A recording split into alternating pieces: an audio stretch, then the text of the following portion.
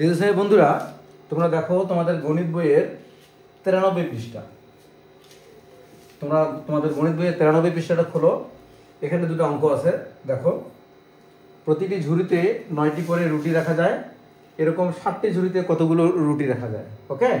আরেকটা হচ্ছে রফিক একদিনে একটি বইয়ের 9 পৃষ্ঠা পড়ে, সে 8 দিনে কত পৃষ্ঠা পড়ে।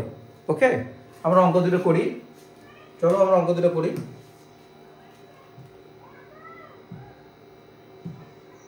দেখো, আমরা অঙ্ক দুটো করবো হচ্ছে 1 নম্বর অঙ্কটা, প্রতিটি ঝুড়িতে 9টি করে রুটি রাখা যায়। প্রতিটি মানে হচ্ছে একটি, তাই না? তাহলে একটা ঝুড়িতে রুটি রাখা যায় 9টি, এরকম 7টা ঝুড়িতে কয়টা রুটি রাখা? তাহলে আমরা লিখবো 1 নম্বর, তাই না? লিখবো আমরা একটি ঝুড়িতে রুটি রাখা যায়, একটি ঝুড়িতে রুটি রাখা যায় 9টি।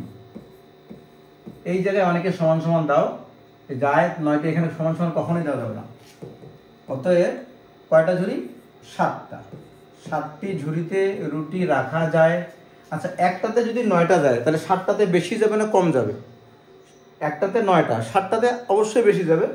যখন বেশি যাবে তখন আমরা করবো কি, 7 গুণন 9 গুণন 7।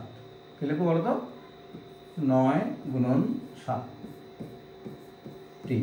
এখন আমরা ক্যালকুলেশন করি, মানে এখানে ক্যালকুলেশন কিছু নাই, 9 এর নামতে 7 পর্যন্ত গুনলে হয়ে যাবে। 7 9 সাথে কত? 63। 63টি উত্তর, 63টি। 63টি রুটি রাখা যায়, রুটি রাখা যায়। ওকে, তাহলে 1 নম্বর অঙ্ক হয়ে গেল। এবার আমরা 2 নম্বর অঙ্কটা করবো, ঠিক আছে? এটা মিশাই দেই। 2 নম্বর অঙ্কটা দেখো, রফিক একদিনে একটা বইয়ের 9 পৃষ্ঠা পড়ে, সে 8 দিনে কত পৃষ্ঠা পড়বে? একদিনে পড়ে 9 পৃষ্ঠা।